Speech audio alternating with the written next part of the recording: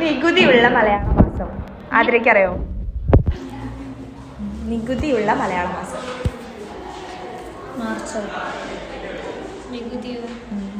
March because tax. മലയാള മാസമല്ലല്ലോ കന്നി. അറിയോ? ഇവിടെ ബാക്കിൽ ഫേബ് ഉണ്ട് ഗൈസ്. കന്നി തുലാം ചിങ്ങം കന്നി തുലാം വൃശ്ചികം അറിയോ? ആദരയ്ക്കറിയാം. വൃശ്ചികം കർക്കിടകം പെട്ടുപോയി.